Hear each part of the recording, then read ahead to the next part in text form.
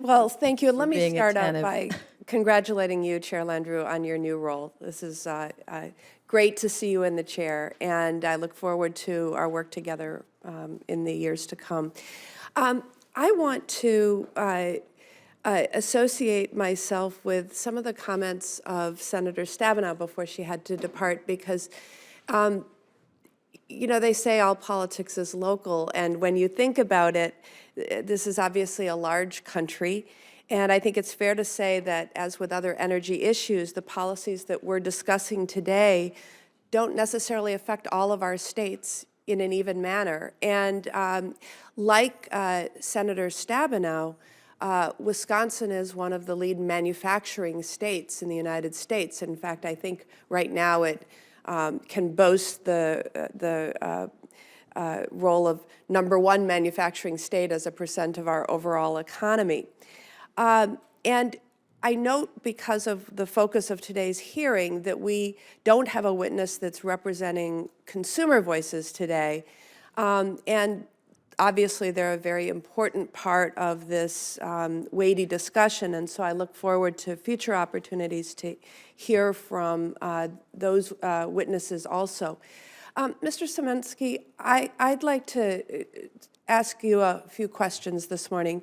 And, well, no, it is still this morning, just checking. The paper industry is a major part of Wisconsin's manufacturing and economy, and our paper companies are working hard to compete in a very trade-sensitive, trade-impacted industry, while also complying, obviously, with environmental quality standards that some of their, well, most of their foreign competitors do not face. Paper mills that would like to switch over to natural gas have been unable to secure a supply of fuel because of inadequate infrastructure. Many companies don't have adequate access to natural gas, yet today we're, of course, talking about increasing our exports of natural gas. So my first question for you is, how will increased exports impact the construction of gas infrastructure for companies that companies in Wisconsin might be able to rely on? Senator Baldwin, let me just start off by saying that in EIA's reference case forecast, we have natural gas consumption in the paper industry overall nearly doubling between 2010 and 2040.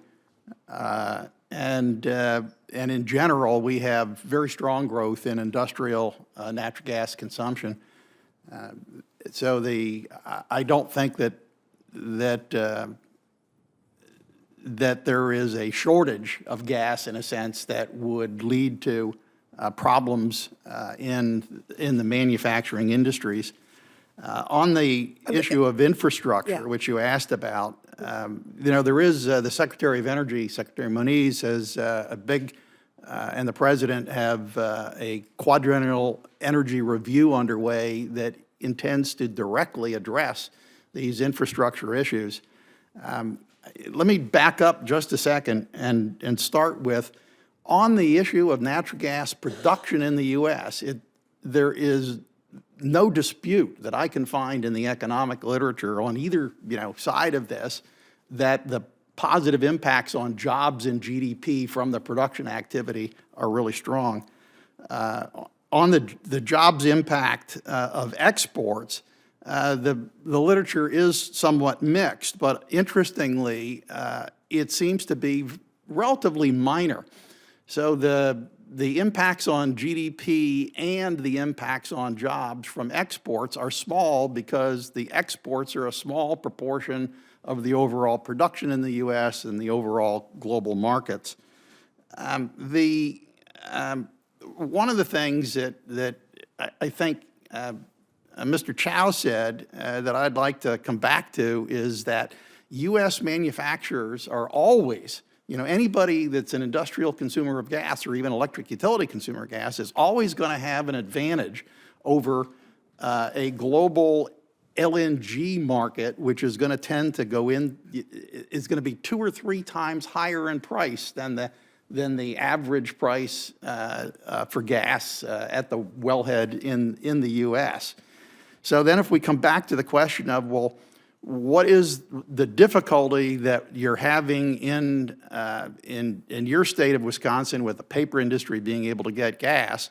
I think it's really not so much a question of the overall availability of gas, it's how do you get those pipelines built to take the gas from where it is to get it into those companies. And that's something that the utilities and the companies themselves are going to have to work out.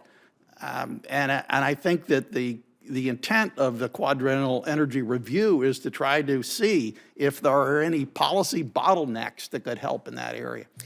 Yeah, I would just, if I might, Chair Landrieu, my time has run out, and I did want to ask some other questions, but on that comment, we have perhaps a deep skepticism this particular year, and I'm going to switch fuels for a second, but having been told that there were adequate supplies of propane at a time that there were incredible increases in exports, we had a dire emergency where 250,000 people were having trouble heating their homes in Wisconsin, and a lot of it had to do with that that infrastructure and being diverted for more profitable fuels, so that they could, even change directions and put other fuels in them. And so, being able to respond to this need in manufacturing is going to be real critical to our domestic employment, our domestic economy.